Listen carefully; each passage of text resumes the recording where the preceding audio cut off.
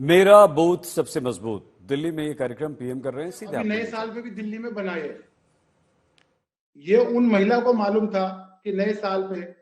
मैंने कहा अम्मा जी आपको कैसे मालूम चला? कह रहे बेटा टीवी से मैंने देखा। वो अशोकनगर में, अशोक विहार को अशोकनगर, वो अम्मा इतना जानती है। मैंने कहा अम्मा आपकी कितनी उम्र है? अम्मा ने कहा बेटा जब मैं 1 2 3 साल की थी तो देश आजाद हुआ था। मैंने कहा अभी आपकी पेंशन 2500 रुपए मिलती है। मोदी साहब दिल्ली में सरकार आने पर, भाजपा की सरकार आने पर आपको 3000 रुपए देंगे। तो उनके चेहरे पे हल्की सी मुस्कान आई। मैंने कहा आपके इलाज के लिए जो राष्ट्र में केंद्र की सरकार 5 लाख रुपए का जो इंश्योरेंस दे रही है, आयुष्मान भारत योजना, वो अब दिल्ली में सरकार आने पे 5 लाख और बढ़ जाएगा। उन महिलाओं ने मुझे पुचकारा, आशीर्वाद दिया, मुझे नहीं दिया। ये आशीर्वाद के हकदार माननीय प्रधानमंत्री जी आप हैं। उन अम्मा का आशीर्वाद आप तक पहुंच गया है मेरे माध्यम से। मैं उन अम्मा ने, जो उनकी आंखों में एक विश्वास है भारतीय जनता पार्टी के प्रति, वो देखने लायक था। ये एक एक झुग्गी वासी को मालूम है सर। सुंदर जी, बहुत अच्छा। मुझे खुशी इस बात से हुई कि आप सिर्फ लोगों को पर्चा देकर के आगे नहीं निकल रहे हैं, आप उनसे बातें कर रहे हैं, उनके मन को समझने की कोशिश कर रहे हैं। और मुझे पक्का विश्वास है कि आपके साथ जितने लोगों ने इस अम्मा की बातें सुनी होगी, उनका माथा गर्व से ऊंचा हो गया होगा। देखिए, एक झुग्गी झोपड़ी में रहने वाली बुजुर्ग माँ भी हर बारीकी को समझती है। दूध का दूध और पानी का पानी करना, ये हमारे मतदाता की बहुत बड़ी ताकत होती है। और मुझे अच्छा लगा कि आप जमीन पे काम कर रहे हैं, लोगों से मिल रहे हैं, और आपने बिल्कुल जमीन की बातें बताई है। दिल्ली वाले आप वालों की आपदा और उनके झूठ, उनके फरेब अब उब चुके हैं जी। पहले कांग्रेस ने और फिर आपदा वालों ने, आपदा ने दिल्ली के लोगों से बहुत विश्वासघात किया है। एक बात आपको समझनी है, आपकी ये आपदा वाले जो हैं, वो आज आपने देखा होगा हर दिन एक नई घोषणा करते हैं। क्यों करनी पड़ रही है?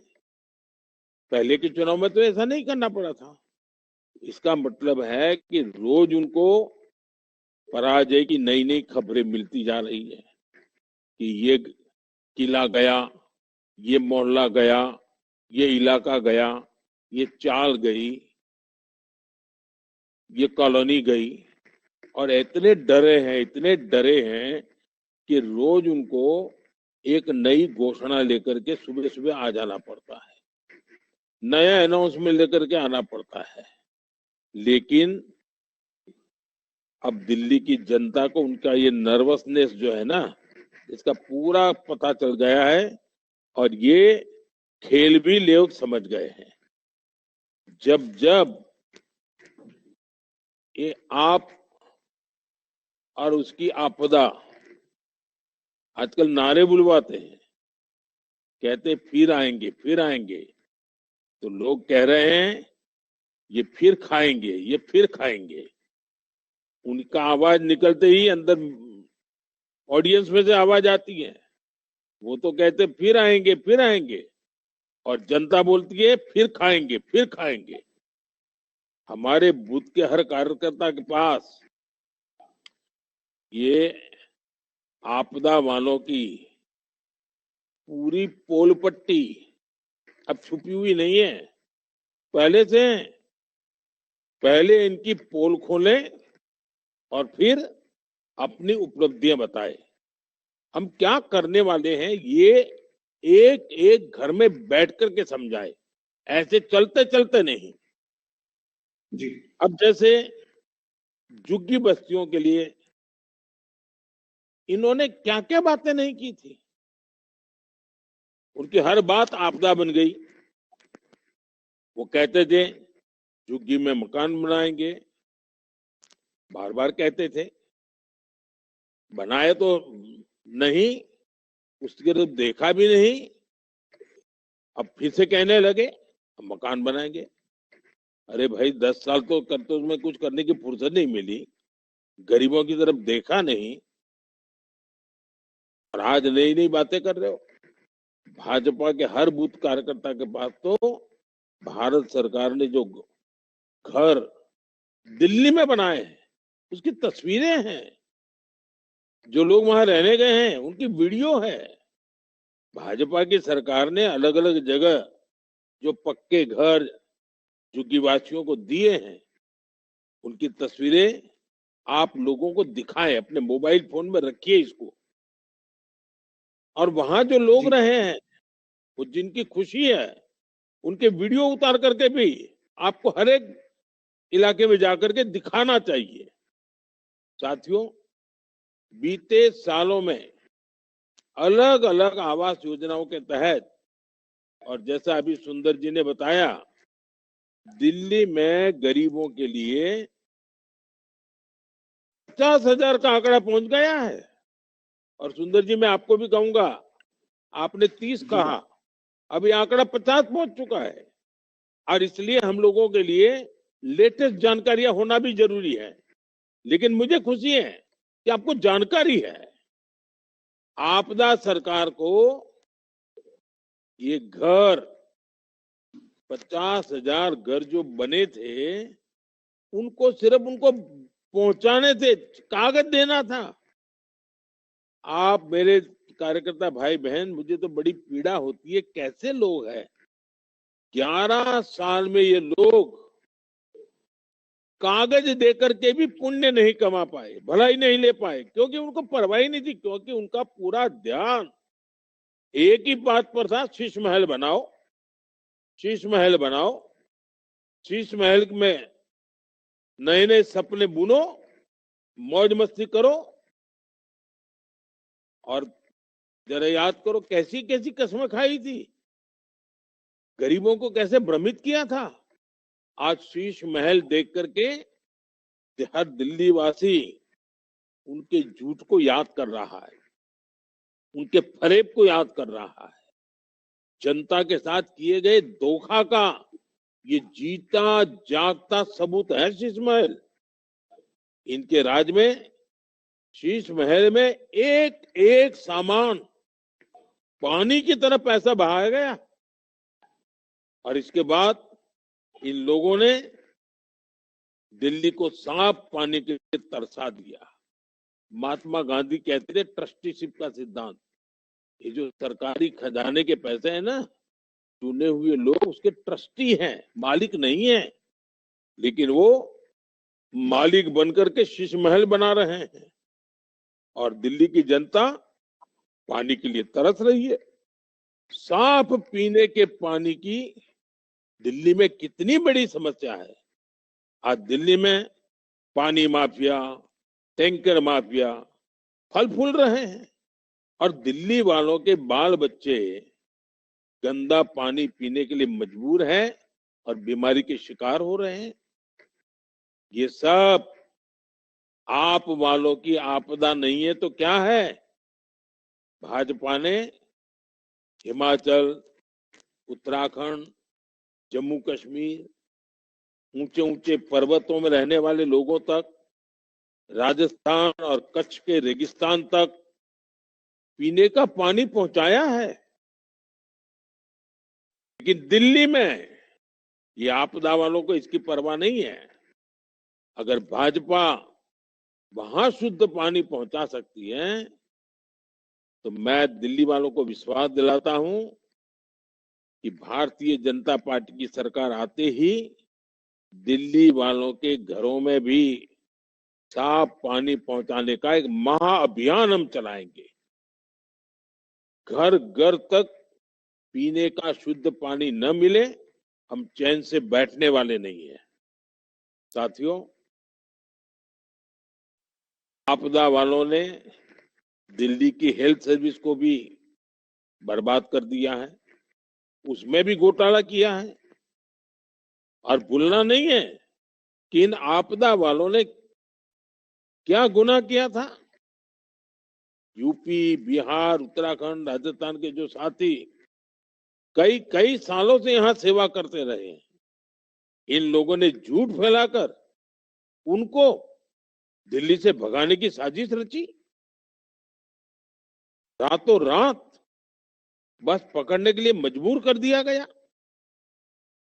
और आपको याद होगा वो सारे चित्र, कितनी भयंकर आपदा। ये आपदा वाले पूर्वांचल के लोगों को कितनी नफरत करते हैं, कितना जहर इनके दिलों में पड़ा है। वो कोविड के काल में दिल्ली से लोगों को जो भगाया था ना, वो बात कोई दिल्ली वासी भूलने वाला नहीं है। साथियों, भारत सरकार आपदा वालों को कई सालों से आग्रह कर रही है कि आयुष्मान योजना लागू करो। गरीब को, बुजुर्गों को 5 लाख तक मुफ्त इलाज मिलेगा, फ्री इलाज। अब उसमें भी इनके पेट में दर्द हो रहा है, देना नहीं चाहते, अहंकार बीच में आ रहा है। मैं दिल्ली वालों से कहना चाहता हूं, आयुष्मान योजना से कितना बड़ा फायदा है। अगर मान लीजिए हिंदुस्तान के किसी कोने में बहुत बड़ा चाइल्ड स्पेशलिस्ट अस्पताल है, बहुत बड़ा, मानो तमिलनाडु में है, और आपके परिवार के किसी बच्चे को ट्रीटमेंट चाहिए, अगर आयुष्मान कार्ड होगा तो आपके बच्चे की ट्रीटमेंट मुफ्त हो जाएगी। लेकिन ये आपदा वाले जो बातें करते हैं, जो अड़ंगा डाल करके रोक करके बैठे हैं, आपका बच्चे का क्या हाल होगा ईश्वर जाने। अगर आप व्यापार के काम के लिए गए हैं, पढ़ने के लिए गए हैं, कहीं कोई मुसीबत आ गई, बीमार हो गए, तो वहां की अस्पताल भी आपको मुफ्त में इलाज करेगी, क्योंकि आपके पास कार्ड है। लेकिन यही कार्ड, आयुष्मान कार्ड, ये आपदे वाले घुसने नहीं देते। क्यों? उनको दिल्ली के लोगों की परवाह नहीं है। साथियों, मुझे पक्का विश्वास है कि अब पूरी शक्ति एक एक मतदाता पर केंद्रित करिए। हर बूथ में 10 कार्यकर्ता, 15 कार्यकर्ता, 20 कार्यकर्ता की टोली बनाइए, 2-2 कार्यकर्ताओं की एक टीम बनाइए, हर टीम को 10-10 परिवार का जिम्मा दे दीजिए, और अब 5 फरवरी तक उनको उस 10 परिवार पर ही ध्यान केंद्रित करना चाहिए। अगर पूरे पोलिंग बूथ के हर परिवार को आपने ऐसे काम बांट दिया, तो आने वाले 10-15 दिन में उनका इतना परिचय गहरा हो जाएगा, तो वो मतदान भी सुबह सुबह करवा पाएंगे। चलिए, काफी बातें की आपके साथ, आइए अगले अपने किसी साथी के साथ बात करते हैं। अब कौन बात करेगा मेरे से? नमस्कार प्रधानमंत्री जी। नमस्ते भैया। मेरा नाम रवि कुमार है। मैं मॉडल टाउन विधानसभा से नमस्ते। मैं मॉडल टाउन विधानसभा से बूथ नंबर 10 का अध्यक्ष हूँ। करते क्या है भैया? मैं एक ड्राइक्लीन कंपनी है, उसके अंदर व्यवसाय करता हूँ। अच्छा अच्छा, तो आप सच्चे अर्थ में सफाई का काम कर रहे हैं? हाँ जी, हाँ जी। तो फिर आप दिल्ली की सफाई की बारी आई है हमारे सबके जिम्मे। हाँ जी, हाँ जी, हाँ जी। जो बर्बादी की है। अच्छा देखिए रवि जी, हाँ जी, आप तो जानते हैं भाजपा ने मध्यम वर्ग को, मिडिल क्लास को देश की इकोनॉमी की रीढ़ माना है। हम मिडिल क्लास की एस्पिरेशंस को समझते हुए शिक्षा से लेकर स्वास्थ्य तक हर आधुनिक सुविधाएं बना रहे हैं। लेकिन ये आप वालों ने आपदा ने दिल्ली में मिडिल क्लास को सिर्फ मुसीबतें ही मुसीबतें ही मुसीबतें दी हैं, समस्याएं ही समस्याएं दी है। आप जब कॉलोनियों में जाते हैं, खास करके मध्यम वर्गीय परिवारों से मिलते हैं, तो आपका संवाद क्या होता है, बातें क्या होती है, मैं जरा जान सकता हूं आपसे? हाँ जी। संवाद होता है, सर वो संवाद होता है, लोगों से बातचीत होती है, लोगों का रिएक्शन बहुत बहुत ज्यादा, मतलब इतना खराब है आपदा के खिलाफ, बहुत ज्यादा। क्योंकि पीने के लिए पानी, लोग घर घर में पानी नहीं है पीने के लिए, लोग जाते हैं खरीद कर पानी पीते हैं, जिससे कि वो कहते हैं कि भाई हम इतने पैसे नहीं कमा सकते जो कि हम इतना खरीद के पानी पी सकें। और काफी गुहार लगाते हैं कि भाई हमारे गली मोहल्ले में पानी नहीं है, टूटी नालियां हैं, सड़कें भी टूटी हुई हैं। यानी शराब तो मिलता है, पानी नहीं मिलता है। हाँ जी, हाँ जी।